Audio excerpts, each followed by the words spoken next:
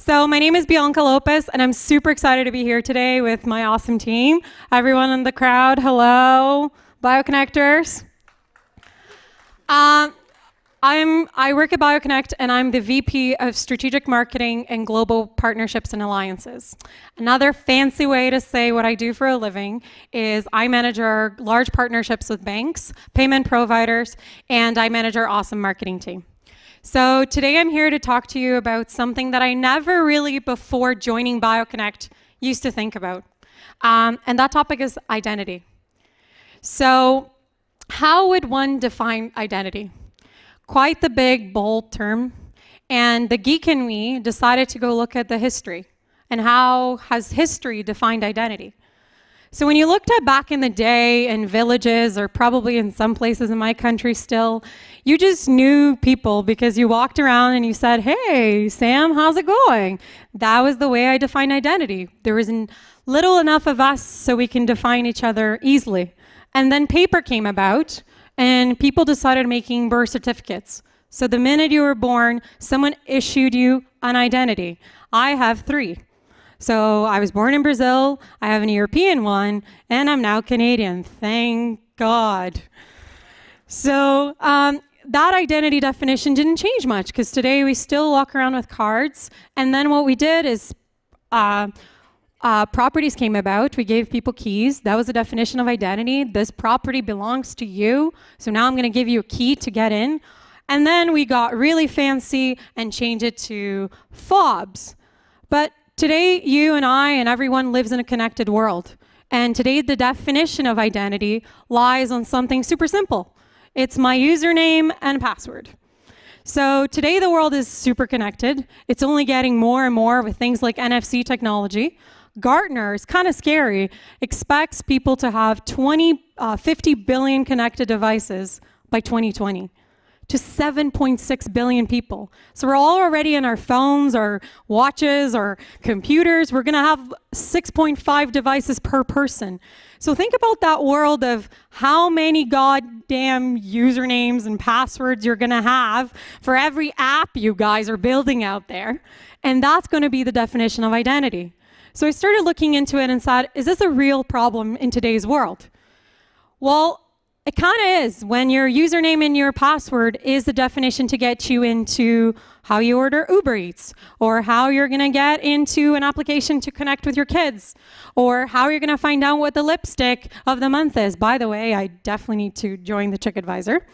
And what is that problem to society? How does identity impact society? Because there's so much room for fraud and usernames can be stolen. Who here doesn't share a username with a friend or a company or an account? I do with my sister on Spotify. I contribute to that $3.7 trillion of fraud. They're single-handedly attached to identity. So when I think about the world of inclusion, that's an even bigger problem, because people don't have a passport or an ID. They're not included financially or in society today. So think about that unconnected world for those 2.5 billion people that don't have an identity. They're still people. So obviously, technology is pretty exciting, and technology played a role in trying to figure out this identity issue. Apple 4 years ago did us a ginormous favor in this identity industry and said, I'm going to launch Touch ID. So just by a way of hands here, who here uses Touch ID to get into their phone? All right, you guys are pretty connected. So for those of you who don't know, that's actually a form of biometric. So today, identity and technology has evolved to enable you to use biometrics as a form of identification. And the geek in me went to research. There's 2 types.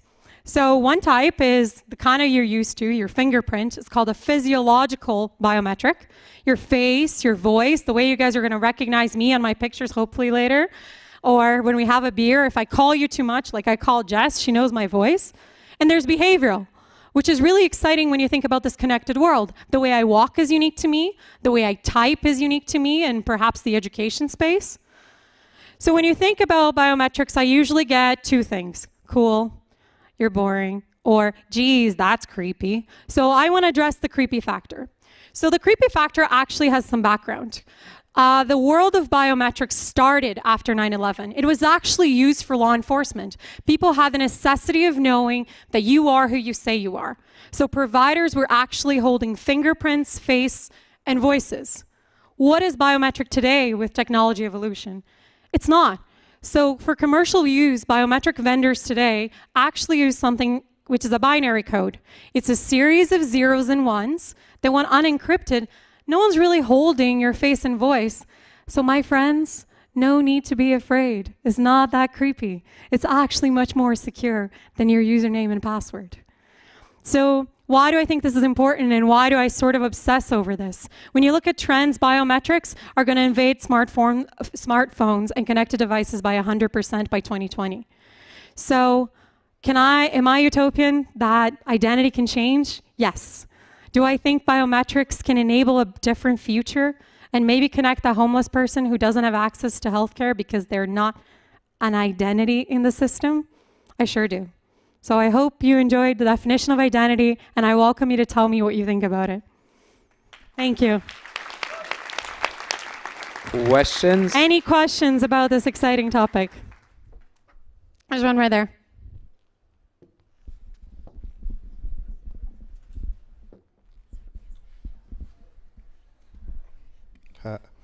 One of the Hi. biggest. Hi. How are you? I'm doing great, thanks. What's your name? Keen. Cool. Thanks. That's it? You're just, oh, hello. How's it going? One of the biggest criticisms for biometrics is that, There's loads. yes, There's haters. It's okay. you can change your password, but you can't change your face, you can't change your voice. Absolutely. So a lot of people consider biometrics to be a username, not a password. How does the future of biometrics address this concern? Okay, so for those of you who didn't hear the question was, biometrics can be changed. They're your face, they're your voice. How does that affect the fact that it's technically a static thing by his view, and passwords can be changed? Well, it's a really valid point. So the problem that the way biometrics changes that is when you're looking at biometrics usually will get attached to a unique user ID. So as an example, a bank will use biometrics to attach to your unique user ID that resides within the bank. If someone gets your password and the password is compromised, now you're stuck. Like someone likely committed fraud and got that attachment. Your face, as long as there's no spoofing technology attached, they can't replicate your face. And they're not actually storing your face. So they're storing a binary code that gets attached to, I'm getting a bit technical, that gets attached to your username and unique ID within that ecosystem. Does that sort of answer your question? No? Okay, so try me again. So if somebody does get a hold of that binary data, The binary data can never be recrypted if it's in a res key or a token to replicate your face.